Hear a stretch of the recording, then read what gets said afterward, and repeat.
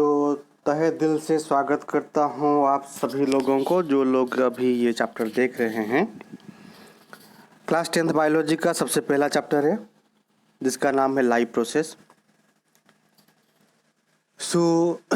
Chapter शुरू करने से पहले मैं आप लोगों को ये बताना चाहूँगा कि ये चैप्टर हम किस लिए पढ़ रहे हैं। तो इसका जो आंसर उभर के आएगा, ये चैप्टर हम इसलिए पढ़ रहे हैं ताकि हम अपने बारे में कुछ जान सकें कि हमारी बॉडी के अंदर वो कौन कौन से प्रोसेसेस हैं, वो कौन कौन से प्रक्रियाएं हैं, वो कौन कौन से केमिकल रिएक्शंस ये सब चल रहे हैं। इसके बारे में हमको पूरी जानकारी मिलेगी ये चैप्टर में। ठीक है, तो चलिए शुरू करते हैं। तो सबसे पहले हम डिस्कस करेंगे जो सबसे पहला टर्म हमारा आता है, that is life process. Life process क्या होता है, डेफिनेशन को थोड़ा ध्यान से देखिएगा। The process that are necessary for an organism to stay alive. इसका मतलब ये होता है कि हमारे बॉडी के अंदर जो प्रोसेसेस, जो केमिकल रिएक्शंस हो रहे हैं ताकि हम जिंदा रह सकें, उन्हीं केमिकल रिएक्शंस, उन्हीं प्रोसेसेस के वजह से हम जिंदा रह सकें, उन्हीं प्रोसेसेस को हम कहेंगे लाइफ प्रोसेस। जो एग्जाम्पल में वो दिया है आपका न्यूट्रिशन हो गया, रेस्पिरेशन हो गया, रिप्रोडक्शन हो गया, ये सब होते हैं लाइफ प्रोसेसेस। उसके बाद आता है क्राइटेरिया ऑफ लाइफ। देखो, क्राइटेरिया ऑफ लाइफ का मतलब क्या होता है कि हम जिंदा हैं, इसके लक्षण क्या क्या होते हैं। क्राइटेरिया ऑफ लाइफ का मतलब होता है कि हम जो जिंदा हैं इनके लक्षण क्या क्या लक्षण होते हैं। जैसे कि वो दिया है एक ग्रोथ, मोमेंटम, हम ग्रो कर रहे हैं, छोटे से बड़े हो रहे हैं धीरे धीरे, इसका मतलब हम ग्रो कर रहे हैं, तो ये एक लक्षण होता है ताकि हम जिंदा हैं। मूवमेंट, हम एक जगह से दूसरी जगह को जाते हैं, मूव करते हैं, इसका मतलब ये है कि हम जिंदा हैं। और भी बहुत है, जैसे हम सांस लेते हैं, ब्रीदिंग करते हैं, रेस्पिरेशन करते हैं, रिप्रोडक्शन करते हैं, ट्रांसपोर्टेशन करते हैं, सर्कुलेशन करते हैं। तो ये सब होते हैं क्राइटेरिया जो ये बोलता है कि हाँ हम जिंदा हैं। उसके बाद आता है न्यूट्रिशन। देखो, न्यूट्रिशन का मतलब क्या है, the process in which an organism takes food, utilises it to get energy for growth, repair and maintenance. मतलब जो ऑर्गेनिज्म होता है वो खाना कैसे खाता है, कौन सा खाना खाता है, the mode of taking food. मतलब जो ऑर्गेनिज्म होता है वो खाना कैसे खाता है, वो खाने से कैसे उसको एनर्जी मिलती है, ठीक है, ताकि वो ग्रो कर सके, ताकि वो रिप्रोडक्शन कर सके, ताकि उसका जो बॉडी रिपेयर हो सके, इसी को ही बोलते हैं न्यूट्रिशन। उसके बाद आता है टाइप्स ऑफ न्यूट्रिशन। देखिए, जो न्यूट्रिशन के टाइप्स होते हैं वो जनरली दो तरह के होते हैं। एक होता है ऑटोट्रॉफिक न्यूट्रिशन और दूसरा होता है हेटेरोट्रॉफिक न्यूट्रिशन। तो सबसे पहले हम ऑटोट्रॉफिक न्यूट्रिशन के बारे में चर्चा करेंगे। ऑटो का मतलब होता है सेल्फ और ट्रॉफस का मतलब होता है नरिशमेंट। ऑटोट्रॉफिक न्यूट्रिशन का मतलब हो गया सेल्फ नरिशमेंट। अगर मान लीजिए कोई प्लांट है, आपने तो देखा होगा प्लांट्स को, प्लांट्स के कलर जो होते हैं, प्लांट्स के कलर ग्रीन होते हैं, क्योंकि प्लांट्स में जो प्लांट का जो सेल होता है, जो प्लांट का सेल होता है, उस सेल में एक ग्रीन कलर का पिगमेंट पाया जाता है जिसको हम बोलते हैं क्लोरोफिल। ये क्लोरोफिल क्या करता है, प्लांट के लिए खाना बनाता है। उसी प्रोसेस को हम बोलते हैं फोटोसिंथेसिस। ध्यान से सुनिएगा, प्लांट का कलर होता है ग्रीन क्योंकि प्लांट के सेल में एक ग्रीन कलर का पिगमेंट होता है जिसका नाम है क्लोरोफिल, और ये क्लोरोफिल खाना बनाने में मदद करता है। इसीलिए प्लांट खुद ही खाना बनाता है। और ये जो क्लोरोफिल पिगमेंट पाया जाता है ये प्लांट का लीफ में पाया जाता है। इसीलिए लीफ को प्लांट का किचन रूम भी कहा जाता है। ठीक है, तो जितने भी सारे आपके प्लांट होते हैं जिनका कलर होता है ग्रीन, वो खुद ही अपना खाना बनाते हैं। इसीलिए प्लांट का जो न्यूट्रिशन मोड होता है उसको हम बोलते हैं ऑटोट्रॉफिक मोड ऑफ न्यूट्रिशन। ठीक है, और ऑटोट्रॉफिक मोड ऑफ न्यूट्रिशन में प्लांट को खाना बनाने के लिए कुछ रॉ मटेरियल तो चाहिए ना। तो जैसे यहाँ पे देखो रॉ मटेरियल्स में पहला आता है कार्बन डाइऑक्साइड, वाटर और सनलाइट भी है। ठीक है, सो यहाँ पे आप इक्वेशन को साफ देख सकते हो। खाना बनाने के लिए 6 कार्बन डाइऑक्साइड के मॉलिक्यूल चाहिए जो प्लांट ले लेता है आपके एटमॉस्फेयर से। उसके बाद उसको 6 वाटर के मॉलिक्यूल भी चाहिए जो प्लांट ले लेता है सॉइल से। जो रूट होता है ना वो सॉइल से कलेक्शन करता है। उसके बाद सनलाइट के प्रेजेंस में क्लोरोफिल में ही खाना बन जाता है। और जो बना हुआ खाना है उसको हम ग्लूकोज कहते हैं। और इसका जो फॉर्मूला होता है वो आप देख सकते हो, दैट इज C6H12O6। और उसके साथ ही 6 ऑक्सीजन के मॉलिक्यूल्स एटमॉस्फेयर को निकल जाते हैं। तो कुछ इसी तरह से चलता है ये प्रोसेस। ठीक है, एक्चुअली में ये फोटोसिंथेसिस प्रोसेस में होता क्या है, तो आप ऊपर से देखिए ध्यान से। जो लाइट एनर्जी होती है, जो सोलर एनर्जी होती है ना, वो केमिकल एनर्जी में बदल जाता है। जो लाइट एनर्जी है, जो सोलर एनर्जी होती है, वो क्या करती है, वो केमिकल एनर्जी में बदल जाती है। ठीक है, तो कुछ ऐसा होता है फोटोसिंथेसिस रिएक्शन में। और ये जो सनलाइट को ट्रैपिंग करने का काम, सनलाइट को जो प्रोसेसिंग करता है वह क्लोरोफिल करता है। ठीक है, और अभी नेक्स्ट हम चर्चा करेंगे फैक्टर्स फॉर ऑटोट्रॉफिक न्यूट्रिशन। ये जो फोटोसिंथेसिस प्रोसेस है वो कौन से फैक्टर के ऊपर डिपेंड करता है। आपका फोटोसिंथेसिस प्रोसेस कौन से फैक्टर के ऊपर डिपेंड करता है। तो सबसे पहला आता है कार्बन डाइऑक्साइड। देखिए जी, कार्बन डाइऑक्साइड प्लांट को बहुत ही चाहिए, मोस्टली चाहिए खाना बनाने के लिए। अगर प्लांट को कार्बन डाइऑक्साइड नहीं मिलेगा तो प्लांट कभी भी खाना नहीं बना पाएगा। अगर हमारे एटमॉस्फेयर में कार्बन डाइऑक्साइड की मात्रा कम हो जाती है तो फोटोसिंथेसिस प्रोसेस कम हो जाएगी। इसका मतलब ये नहीं है कि हमको कार्बन डाइऑक्साइड की मात्रा बढ़ा देना चाहिए। ज़्यादा कार्बन डाइऑक्साइड प्लांट के लिए हानिकारक हो सकता है। इसीलिए जितना अमाउंट हमको चाहिए हम एटमॉस्फेयर में उसी अमाउंट का कार्बन डाइऑक्साइड बैलेंस करके रखें। उसके बाद दूसरा फैक्टर होता है वाटर। तो जो आपका वाटर है, वाटर तो चाहिए, क्योंकि देखिए ग्लूकोज जो बनता है, जो खाना बनता है, उसमें कार्बन होता है, हाइड्रोजन होता है और ऑक्सीजन होता है। सो कार्बन और ऑक्सीजन हमको तो मिल गए कहाँ से, कार्बन डाइऑक्साइड से मिल गए। मगर जो वाटर है, वाटर से हाइड्रोजन ऐड हो जाता है। तो इसीलिए पानी, वाटर प्लांट को बहुत ही ज़्यादा ज़रूरी होता है।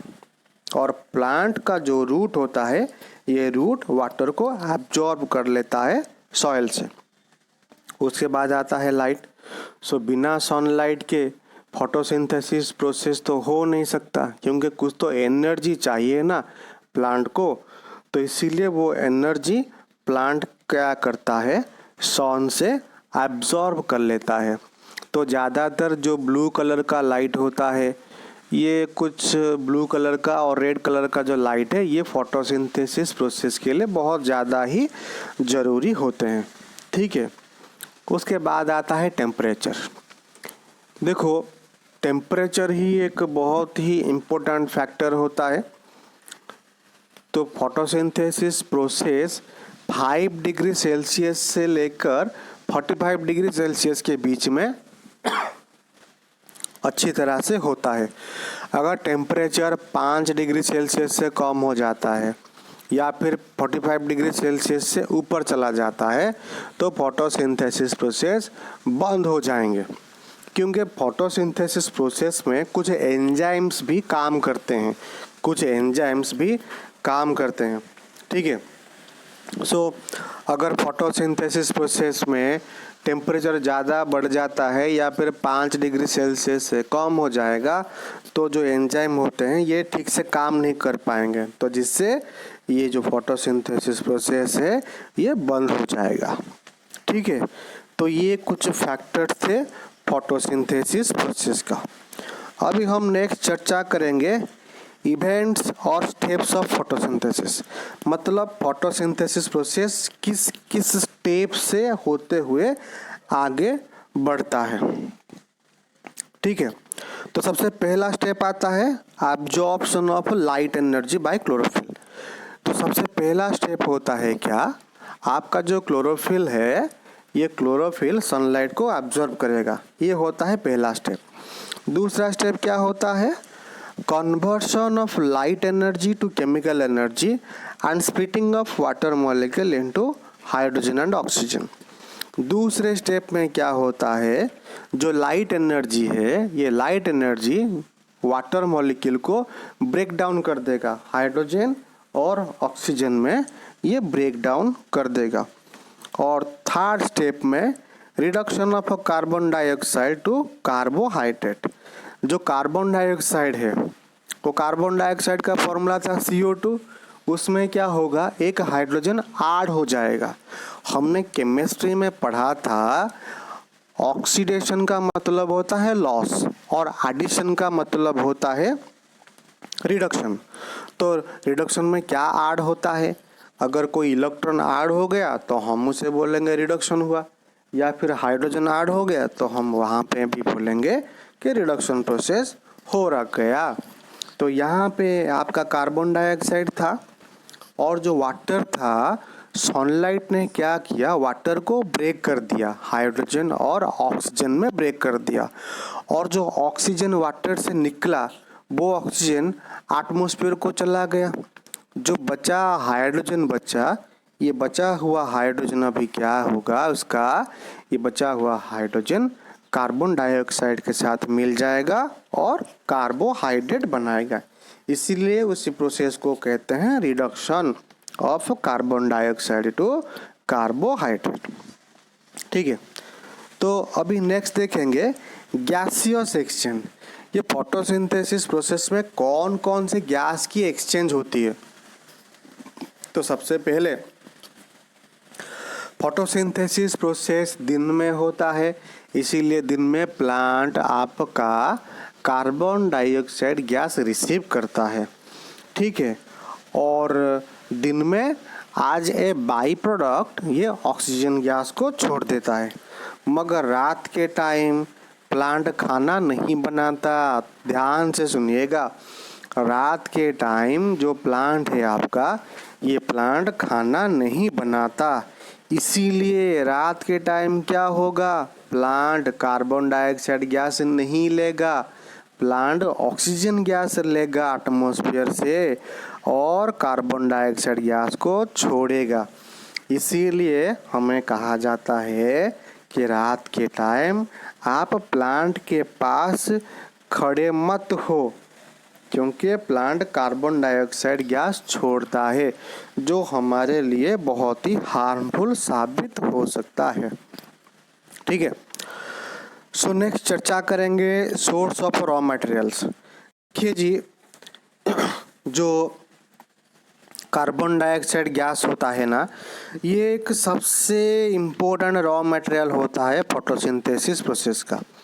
जो प्लांट्स हमारे लैंड में पाए जाते हैं ये प्लांट्स तो एटमॉस्फेयर से ही कार्बन डाइऑक्साइड गैस ले लेते हैं, मगर जो एक्वाटिक प्लांट होते हैं ये एक्वाटिक प्लांट वाटर से ही कार्बन डाइऑक्साइड गैस रिसीव करते हैं, ठीक है। और जो दूसरा मोस्ट इम्पोर्टेंट रॉ मटेरियल होता है वो होता है आपका वाटर। और ये वाटर प्लांट कहाँ से लेगा? सॉइल से लेगा। किसकी मदद से लेगा? ये रूट की मदद से प्लांट एब्जॉर्ब करेगा। ठीक है, तो सबसे पहले हमने डिस्कशन किया था जो मोड ऑफ न्यूट्रिशन, ये दो तरह के होते हैं। एक होता है आपका ऑटोट्रॉफिक और दूसरा हेटेरोट्रॉफिक। तो हमने ऑटोट्रॉफिक तो पढ़ लिया, अभी हम देखेंगे हेटेरोट्रॉफिक न्यूट्रिशन। देखो, हेटेरोट्रॉफिक न्यूट्रिशन का मतलब होता है क्या? हेटेरो का मतलब होता है अदर और ट्रॉफिक का मतलब होता है नरिशमेंट। जो एनिमल्स और जो प्लांट्स खुद खाना नहीं बना पाते और ये लोग खाने के लिए दूसरे एनिमल के ऊपर डिपेंड करते हैं, ठीक है, और या फिर दूसरे प्लांट के ऊपर डिपेंड करते हैं, उसी एनिमल को हम कहते हैं या फिर उसी न्यूट्रिशनल मोड को हम कहते हैं हेटेरोट्रॉफिक न्यूट्रिशन। फिर से आपको बता दूं कुछ एनिमल्स ऐसे होते हैं जो खुद खाना नहीं बना पाते और ये खाने के लिए दूसरे प्लांट के ऊपर डिपेंड करते हैं। तो इसी तरह का जो न्यूट्रिशन का मोड होता है इसे ही बोलते हैं हेटेरोट्रॉफिक मोड ऑफ न्यूट्रिशन। ठीक है, सो हेटेरोट्रॉफिक मोड ऑफ न्यूट्रिशन ये भी डिफरेंट टाइप्स का होता है। तो सबसे पहले हम चर्चा करेंगे सैप्रोफाइटिक न्यूट्रिशन में। देखो, सैप्रोफाइटिक न्यूट्रिशन में क्या होता है, जो ऑर्गेनिज्म होता है वो डेड प्लांट को या फिर डेड एनिमल को ये खाएगा। आपका फंजाई, बैक्टीरिया, मशरूम, ये हैं इसके कुछ एग्जाम्पल्स। ठीक है, और नेक्स्ट आएगा आपका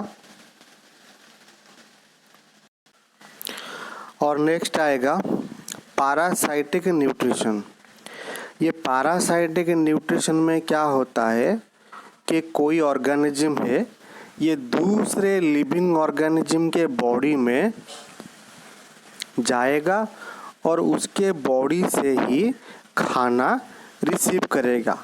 जैसे आपका क्या जो मॉस्किटो है, ये मॉस्किटो एक पैरासाइट होता है। लीच, ये भी एक पैरासाइट होता है। और आपने देखा होगा जो कुस्कुत्ता प्लांट बोलते हैं हम येलो कलर का होता है कुस्कुट्टा, ये भी एक पैरासाइटिक प्लांट होता है जो दूसरे प्लांट के ऊपर बढ़ता है और उससे खाना रिसीव करता है। ठीक है, जो पैरासाइट्स होते हैं ये दो तरह के होते हैं। एक होता है एंडोपैरासाइट। एंडोपैरासाइट का मतलब parasite lives inside the body of host.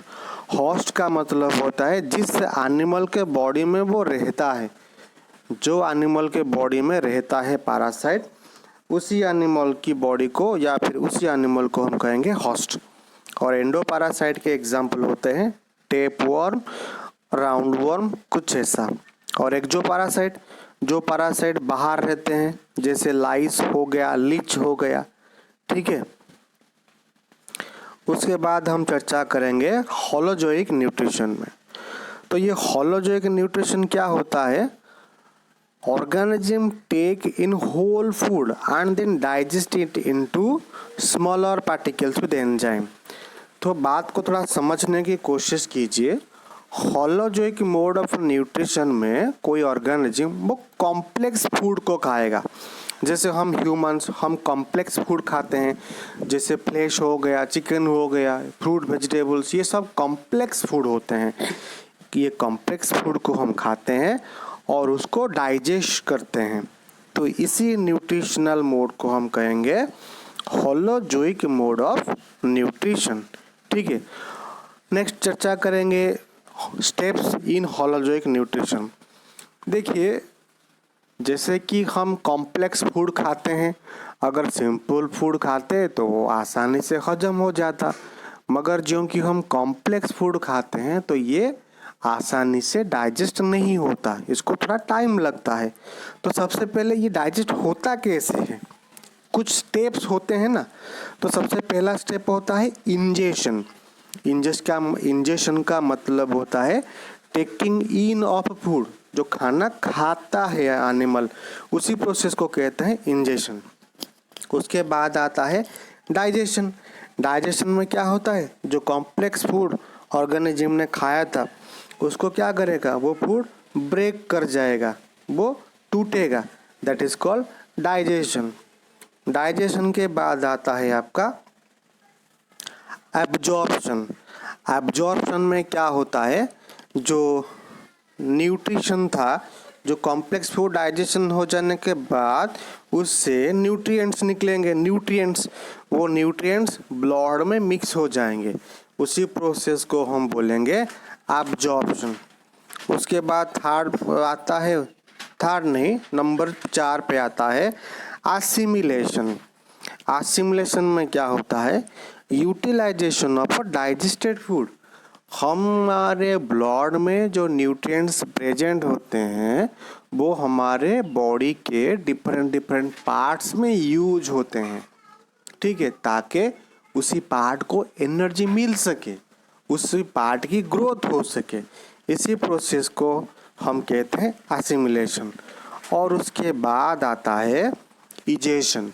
Egestion का मतलब होता है कि जो फूड डाइजेस्ट नहीं हो पाया वो हमारे बॉडी से निकल जाएगा, इसी प्रोसेस को हम कहते हैं इजेशन, ठीक है। तो अब हम नेक्स्ट पार्ट में देखेंगे न्यूट्रिशन इन ह्यूमन बींग्स, तो ये हम दूसरे लेक्चर में देखेंगे। सो तब तक के लिए आप पढ़ाई को जारी रखिए, ठीक है। तो मिलते हैं नेक्स्ट वीडियो में, तब तक के लिए धन्यवाद।